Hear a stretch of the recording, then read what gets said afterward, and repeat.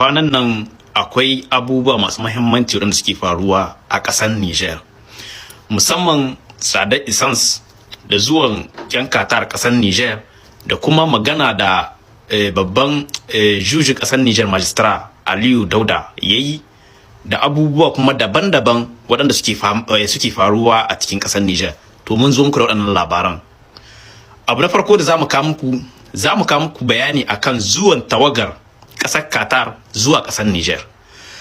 Na farko bayani wanda ya fito saman tasha ta RTN, an nuna ma 'yan Niger ta tawaga ta Qatar sun zo ne don su kulla alaka da ƙasar Niger, wadda bayan wannan alaka da suke so a kulla da ƙasar Niger, amma a ƙasa kuma akwai muradi nasu na cewa a saki tsofan shugaban ƙasar Niger Hambarare Bazoum, kenan a sake shi a fidda cikin prison, wanda 'yan ƙasar Qatar mun sani kasashen da ake fama da yaƙe-yaƙe kama kan Moyen Orient, kama kan kasashen Afirka da sa hannunsu, musamman Qatar da Dubai da su Kuwait kenan, su Oman da ƙasar Saudiya. Duk yaƙe-yaƙen nan da ake yi suna da sa hannu, wanda mahukuntanmu sun sani, kenan su kiyaye da duk wasu alaƙa da za su yi da waɗannan ƙasashen.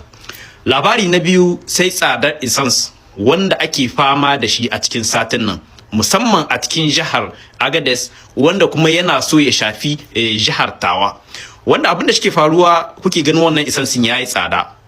Abu ne wanda milkin CNSP ana so a yi sabotage cikin wannan milkin, a bata wannan milkin, amma ya za a yi a bata, a yi sabotage a yan kasa talakawa su yi zanga-zanga ko su kawo kuka su cikin CNSP wasu ta yadda milki, shine a kwashe mai cikin station, wanda mutane suna zakuwa da bididuwa cike da motoci, a cika musu bididuwa su je su ɓoye a cikin gidajensu.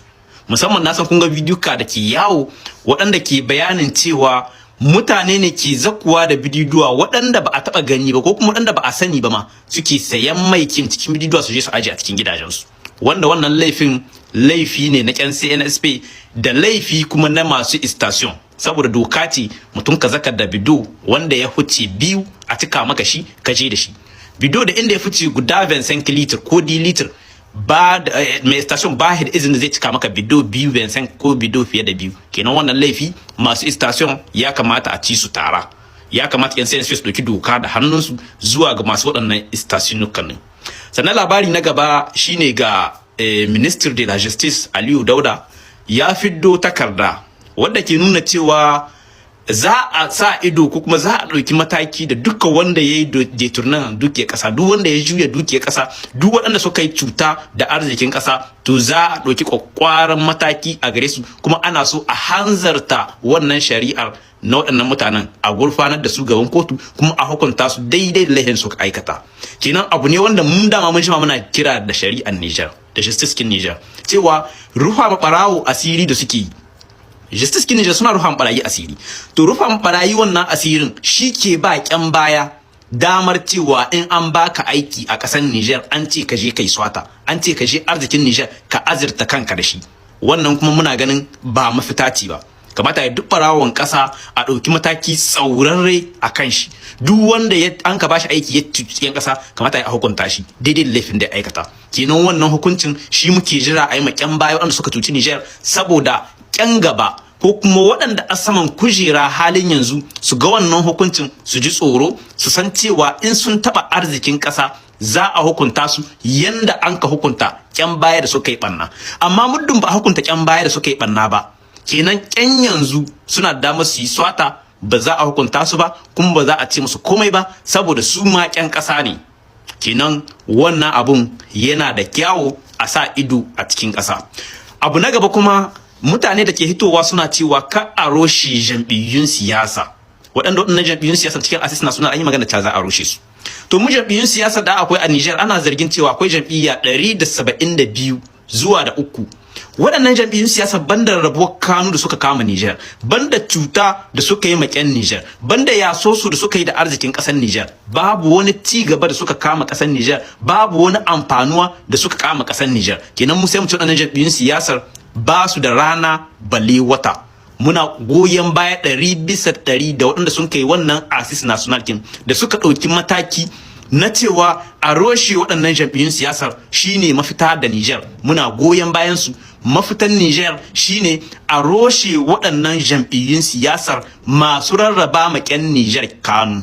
Muna goyon bayan wannan. Duk wanda kaga bai son a roshe jam'iyyun siyasa to dan siyasa ne kuma yana dogara ne da su ne ke bashi abinci na yau, su ke bashi abinci na gobe, saboda shi babu ruwan shi da kasar Niger, wannan jam'iyyun siyasa ya dogara da su. Kenan ƴan CNSP kun san aikin da kuke yi. Yana da kyawu ƴan ƙasa ƴan Niger mu kuma mu sa ma ƙasar mu ido. Bai yiwa mu ce komai sai wanda ke mulki kawai zai yi. Muna buƙatar mu ma talaka mu sa ma ƙasar mu ido, saboda mu san abin da ke shiga a cikin Niger, mu san abin da ke fita, mu san kullakullar da ake yi a cikin ƙasar mu Niger, musamman wurin ɗaukan ma'aikata. Ma'aikata ya kamata a ɗauki ma'aikata da sun ka cancanta. Kullum muna kira cewa faran ami economy cikin da ake yi a Niger ya kamata a bar shi, a ɗauki ma'aikaci wanda ya cancanta, ya ƙware, ya san makaman aiki, a bashi aiki. Tunda an ɗauki ma'aikaci wanda bai iya aiki ba, an ka bashi aiki, ba zai kama ƙasa ci gaba ba, kullum zai kama ƙasa hasara, saboda bai iya aikin shi ba. Sai ya koya, ko kuma ya za a yi ba karanta abu ba a baka wannan post kin, ba zai yi ba kenan yanda ake a Niger kenan.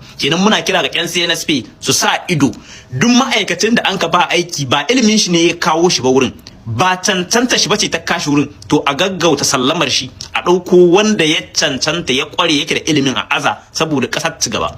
Duk inda ake aiki da waɗanda ba su ƙware ba a cikin ƙasa, to ba za a ci gaba ba.